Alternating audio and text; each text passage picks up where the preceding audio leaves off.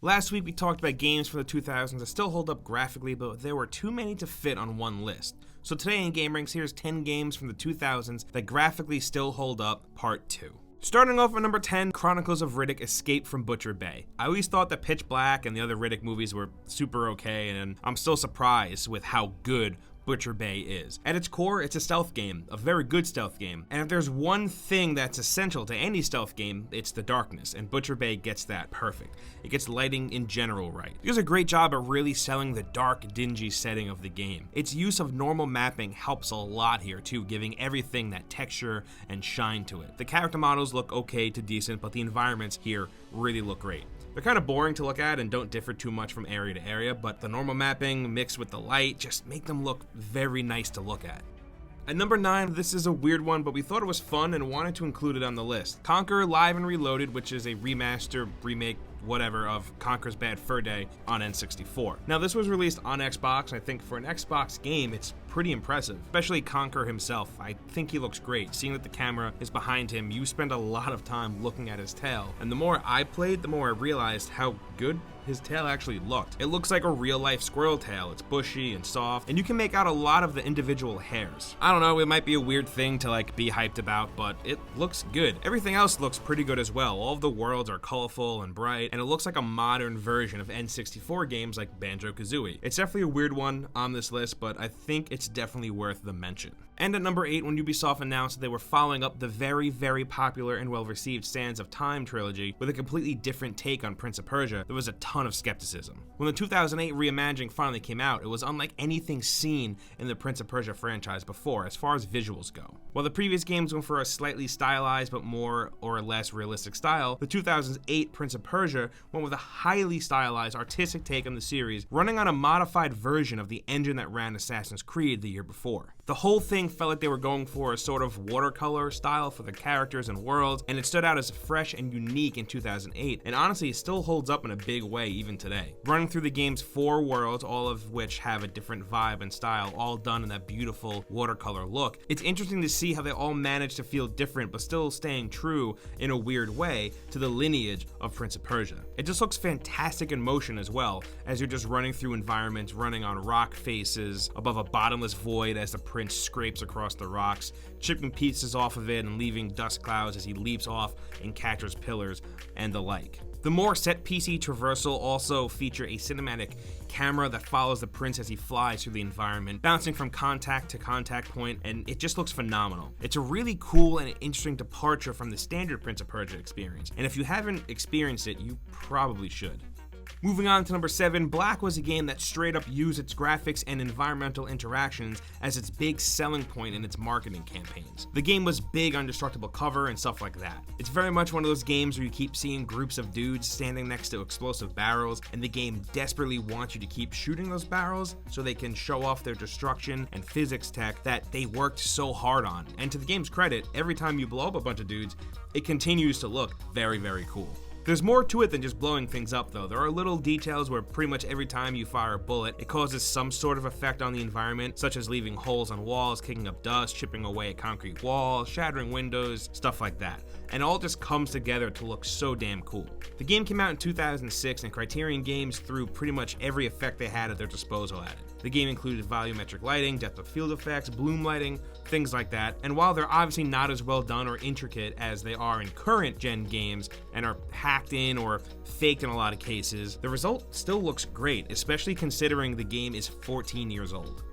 Now on to number 6, we have Killzone 2. I think if we're talking about how Killzone looks, we have to talk about that trailer nonsense. You know, that one trailer where it looks really, really good. Then when the game came out, it still looked good, yeah, but not like that trailer good. Even with the noticeable downgrade from the trailer though, the game still holds up. If I'm being honest, there's nothing that really stands out here. It just looks like generally good, like AAA first-person shooter good. Good lighting, good textures, good environments, character models still look good. Like I said, nothing too crazy. The Hellgas do look really cool though, and their glowing eyes look just as menacing now as they did when this game launched. And at number 5, as is also the case with more recent games like Doom 2016 and the upcoming Doom Eternal, when Doom 3 launched in 2004, id Software used it as a showcase for their game engine, id Tech 4 at the time. Because of that, the game was widely regarded by players and critics as one of the best looking games at the time, and the combination of raw visuals and stylized design make it one that still holds up really well to this day. Hell, the art direction was so good that the current gen games literally just use modern technology to carry it all over because, hey, if it ain't broke, don't fix it. Where Doom 3 really stands out is in the way it's able to really sell the setting by creating a really intense atmosphere. There's a near constant sense of dread when you're navigating Doom 3's dark corridors, with the original game forcing you to choose between walking around with your weapon drawn or instead having the flashlight so you can actually see where you were going. This added a great sense of tension when you never knew what could be lurking around that next dark corner, and if you would have the time to switch to your gun before they were able to get the drop on you. In these moments, the game's dynamic lighting and shadows really took center stage. It's really hard to make a very dark game that doesn't feel like that darkness is being used to shroud some shortcoming. So Doom 3 really stands out in that it looks just as good with the lights on, packing in tons of detail into the environments, character models, and demons, and making it a hell of an experience to return to in 2019. And at number 4, we have to talk about Elder Scrolls 4 Oblivion. I think this is one that I'll never forget, honestly. While the character models can look pretty dumb and silly sometimes, everything else works great. Specifically the environments. I remember leaving the dark, gross sewer for the first time and walking out and seeing all of that bright color and trees, and knowing that you could pretty much go and see any of it. It blew my little mind at the time. Same can be said when heading underground into a dungeon as well. They all look dark and wet and gross, like a place I wouldn't want to go to in real life. I don't know, dude. At the time, I never really played a game like this, one that looked this good and one that was so explorable. Skyrim may be the better game, yeah, sure, but this one came first, and I'll always look at it differently than Skyrim. Next up at number 3, we have Mirror's Edge. There's no denying that this game has a very unique art style. Like, within 2 seconds of looking at this game, you know exactly what it is. Everything is super bright and colorful and bold. Running around and parkouring around the city of glass is one hell of a sight. They kept it modern and simplistic in design, and everything is super stark and all clean lines in both interiors and exteriors. They say bold is beautiful, and that certainly is the case here with Mirror's Edge, because its simple, clean look has helped it age incredibly well. Also, it's still really fun to play, and we like it way more than its sequel. Moving on to number 2, one of the coolest parts about Dead Space is that it all takes place in one location. So they have to have a singular, cohesive vision for that ship and how all of those environments need to mesh together in a relatively seamless way that makes sense, and Visceral Games managed to pull it off. The ship you're on is creepy and desolate in a way that has some real horror movie vibes, similar to the sense of dread from movies like Event Horizon. The creaks of the ship, the far-off groans of the necromorphs echoing through the ship's claustrophobic corridors, the darkness and flickering lights from the ship's power outages, it all just comes together to create a really intense atmosphere that is just a spectacular experience. The visuals are great, and this directly translates over to the game's enemies, the necromorphs. They're just super detailed and incredibly gross. Just these big, twisted forms of flesh and bone just ready to fuck your shit up in the nastiest way. That is, unless you use your mining tools to systematically lop their limbs off, which is also done in an excruciatingly gory detail and looks incredible, but